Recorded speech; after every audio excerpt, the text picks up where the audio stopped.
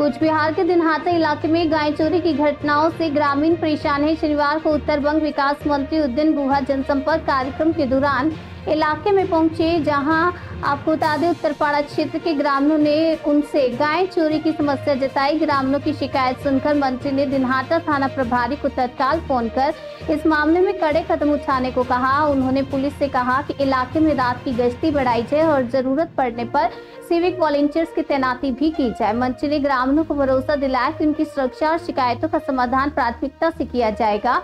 यह पहले भी हुआ है कि मंत्री के हस्तक्षेप से पेयजल समस्या का समाधान हुआ था। अब ग्रामीण उम्मीद कर रहे हैं कि गाय चोरी के मामले में भी जल्द कार्रवाई होगी।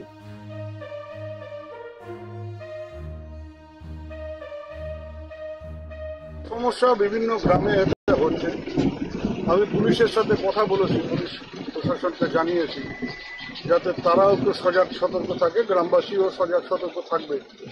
এগুলো বন্ধ করতে হবে এবং চেষ্টা করতে হবে যারা এই ধরনের কাজ করছে তাদেরকে ধরবার, কারণ যতদিন না এরা ধরা পড়ছে ততদিন এটা বন্ধ হওয়া মুশকিল। হয়তো পুলিশ থাকবে, তখন আসবে না, যখন পুলিশ চলে যাবে বা বৃষ্টি নামবে সেই ফাঁকে চেষ্টা করবে গরু চুরি করবার জন্য। আর আমি সবাইকে বলবো আপনারাও একটু সজাগ সতর্ক থাকুন।